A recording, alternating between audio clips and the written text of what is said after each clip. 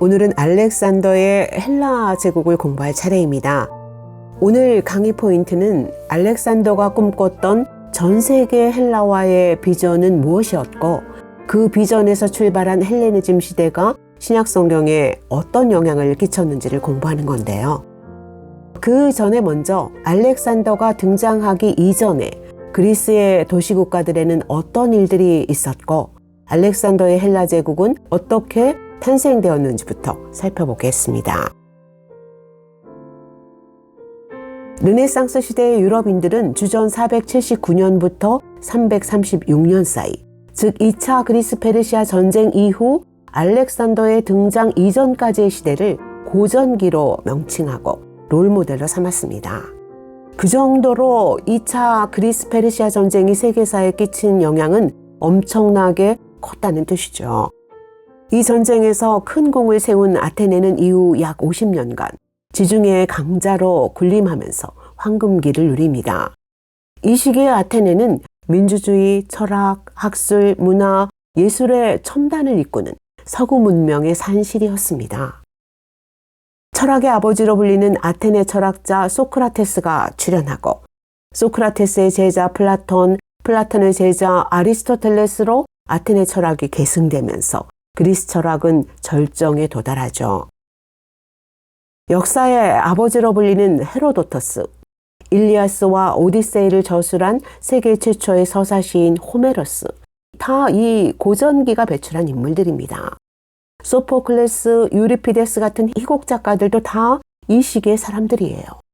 유네스코 세계문화유산 1호인 파르테논 신전이 건축된 것도 이때죠. 이처럼 아테네는 기독교와 함께 서구 문명의 커다란 축을 형성한 문명의 산실이자 출발점이었습니다. 그런데 그 찬란했던 아테네의 황금기가 꺾이기 시작하는 중대한 변곡점이 생깁니다. 아테네의 일방적인 독주의 위기를 느낀 스파르타가 아테네를 상대로 전쟁을 일으킨 것이죠. 주전 431년부터 403년까지 무려 28년 동안이나 지속된 이 전쟁을 펠로폰네소스 전쟁이라고 하는데요. 페르시아와의 전쟁에서 그렇게 강한 연대를 이뤘던 그리스의 도시국가들이 아테네 지지파, 스파르타 지지파로 분열돼서 30년 가까이 자기들끼리 싸운 겁니다. 이 긴 내전 끝에 결국 최종 승리는 스파르타에게 돌아갑니다. 검소, 절제, 희생, 용기, 불굴의 투지의 아이콘이었던 용맹한 전사 공동체 스파르타가 문화와 문명의 아이콘인 아테네를 누르고 그리스의 주도국이 된 것이죠. 그러나 이 긴 내전은 표면적으로는 승자와 패자를 갈랐지만 결과적으로는 누구에게도 승리가 아니었습니다. 긴 분열과 전쟁의 상처로 그리스의 폴리스들은 모두 기력을 소진하고 더 이상 의미 있는 영향력을 발휘하지 못한 채 승자와 패자 모두가 쇠락해 갑니다. 말 그대로 펠로폰네소스 전쟁은 고대 그리스의 자살이었던 것이죠.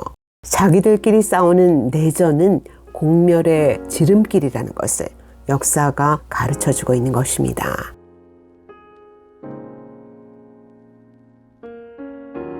그 후 이 내전의 영향권에서 비교적 자유로웠던 그리스 북쪽 마케도니아에서 새로운 권력이 부상합니다.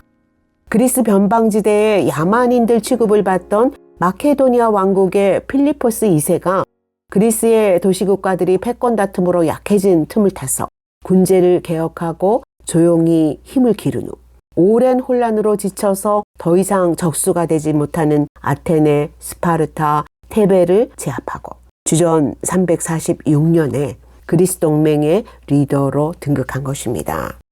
사실상 그리스의 도시국가 시대를 끝내고 그리스 전체를 통째로 집어삼킨 거나 마찬가지죠.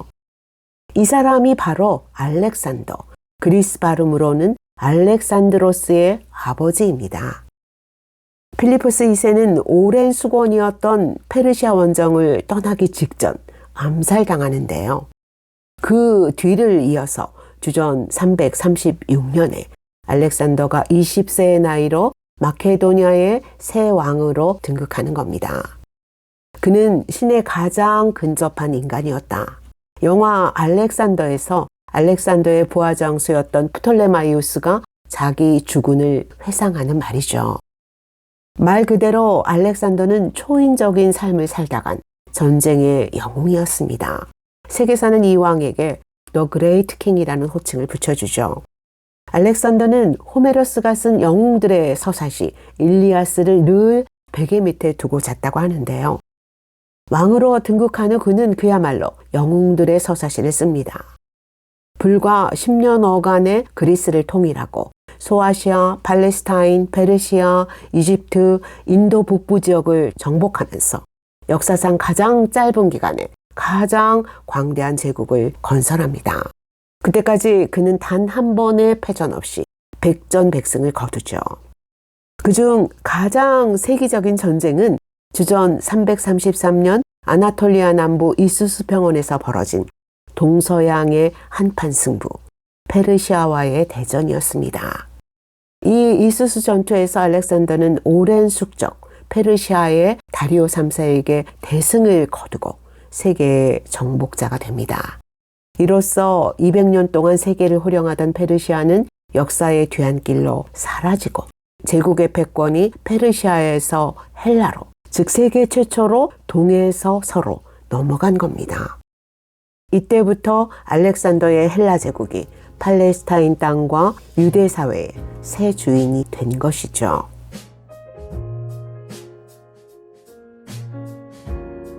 알렉산더는 세계 역사에서 아시아와 유럽을 하나로 통합해서 최초의 유라시아 제국을 건설한 인물로 꼽히죠.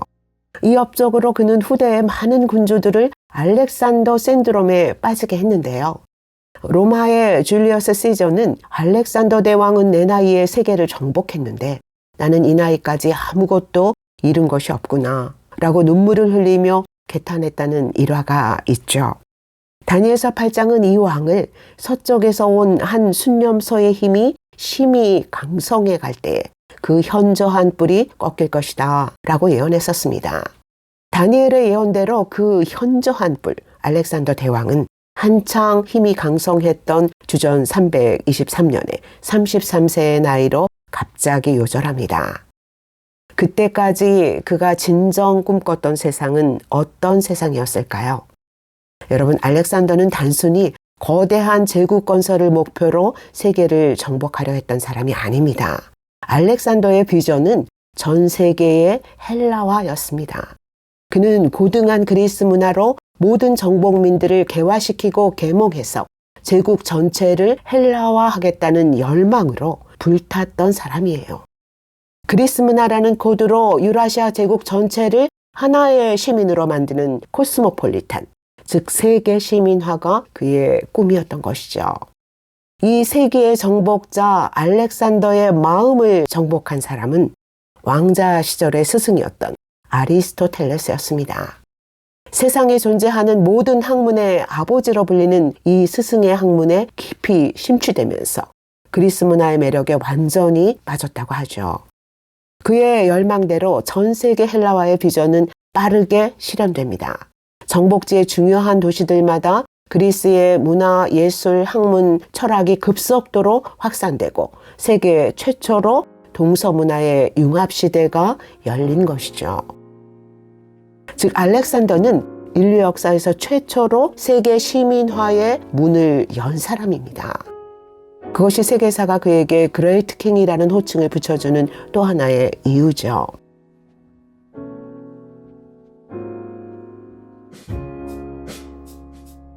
알렉산더의 요절로 그의 제국은 오래 지속되지 못했지만 그가 이룩한 이 세계주의적 헬라 문화는 이후 헬레니즘이란 이름으로 전 세계에 확산됩니다.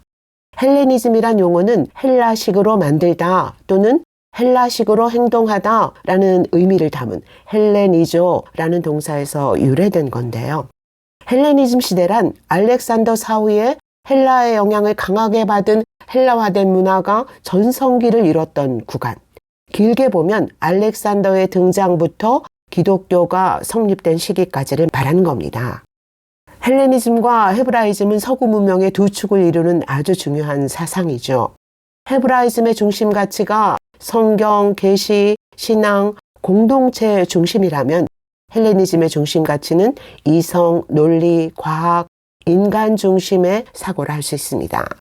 그래서 헬레니즘 시대에 인간의 이성과 자유를 중시하고 개인의 발전과 행복을 추구하는 학문과 예술들이 발전하는 것이죠.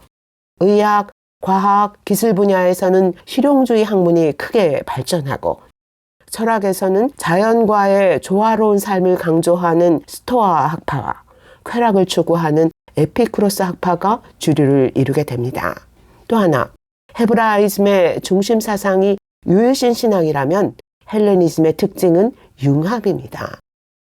문화든 종교든 뭐든 동서가 다 하나로 섞여서 새로운 산물을 만들어내는 것이 헬레니즘의 특징이에요. 그 결과로 여러 신들을 숭배하는 종교 문화가 이 시대에 확산되고 서방의 신들과 동방의 신비 종교가 섞인 마술, 점성술, 자연제의, 황제 숭배 같은 새로운 형태의 종교들이 우후죽순처럼 생겨난 것이죠. 즉 현대의 이성주의, 과학주의, 민주주의, 개인주의, 쾌락주의, 종교다원주의 모두 다 이 헬레니즘에 뿌리를 두고 있는 것입니다. 당연히 신약성경과 유대사회도 이 헬레니즘의 물결을 피해갈 수 없었습니다. 그러면 헬레니즘은 신약성경과 유대사회에 어떤 영향을 끼쳤을까요? 헬레니즘이란 용어는 신약성경 어디에도 나오지 않습니다.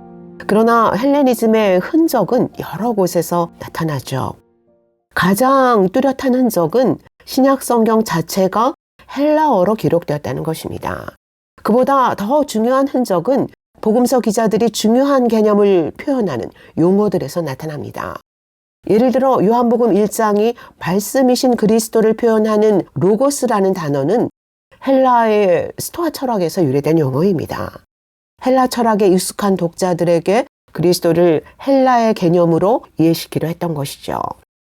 요한복음이 영과 육, 땅에 속한 것과 하늘에 속한 것을 뚜렷하게 구분하는 것은 대중적인 플라톤 철학의 영향을 받은 겁니다.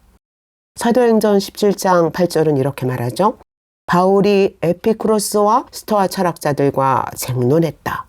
골로새서 2장 8절은 이렇게 말합니다. 누가 철학과 헛된 속임수로 너희를 사로잡을까 주의하라. 헬레니즘 철학이 신약 성경에 얼마나 깊이 스며들어 있었나를 보여주는 이런 본문들이 여러 군데 나옵니다. 하나만 더 볼까요? 고린도전서 1장에서 사도 바울은 이렇게 말합니다. 지혜 있는 자가 어디 있느냐? 유대인은 표적을 구하고 헬라인은 지혜를 찾으나 우리는 십자가에 못 박힌 그리스도를 전한다. 그분이 하나님의 지혜다.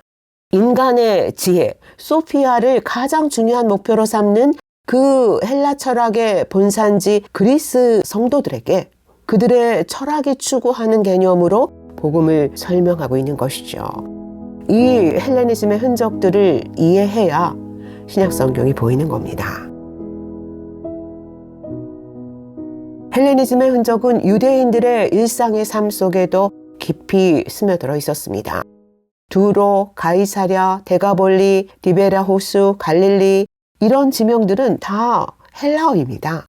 빌립, 안드레 같은 이름도 헬라식 이름이에요. 달란트, 무나, 세겔, 드라크마, 렙돈 같은 주화명도 다 헬라 주화의 명칭들이죠. 유대사회의 최고 법정을 가리키는 산헤드린이라는 용어도 헬라어고요. 재판장, 관석 같은 용어도 헬라 법정에서 유래된 헬라의 법률 용어입니다. 여리고에 세워진 헤롯 궁전이나 헤롯 대왕이 건축한 예루살렘 성전도 헬라식 건축물이죠. 심지어 가이사랴 빌립보에는 그리스 신화에 나오는 판신의 신전까지 있었습니다. 예수님이 그 가이사랴 빌립보로 제자들을 데려가셔서 너희는 나를 누구라 하느냐? 라고 물으시고 거기서 교회라는 용어를 처음 사용하신 겁니다. 의미심장하죠. 이처럼 세상은 급변했습니다. 그러나 하나님의 관심은 오직 때가 참에 있습니다. 세상의 모든 변화는 복음이 세계화의 물결을 타고 전 세계로 흘러갈 길을 준비하는 과정이었던 것이죠. 하나님, 문화의 경계가 사라지고 모든 종교와 철학과 사상의 장터가 된 것 같은 세상 속에서도 성경만이 절대 진리인 줄 믿습니다. 하나님만이 가장 위대한 실제이신 줄 믿습니다. 하나님, 한국교회와 우리가 세상의 문화와 예술과 사상에 섞여서 절대 진리를 지켜내지 못한 죄를 용서해 주시옵소서. 가장 위대한 실제이신 하나님을 못 보고 눈에 보이는 세상을 실제로 착각한 것을 용서해 주시옵소서. 하나님, 우리가 세계관의 장터가 된 이 세상 속에서 예리한 진리의 검으로 살아있게 해 주시옵소서. 혼잡의 영, 어둠의 영, 분열의 영, 성령의 검으로 베어내는 특심한 기도 공동체로 살아있게 해 주시옵소서. 예수 그리스도의 이름으로 기도합니다. 아멘.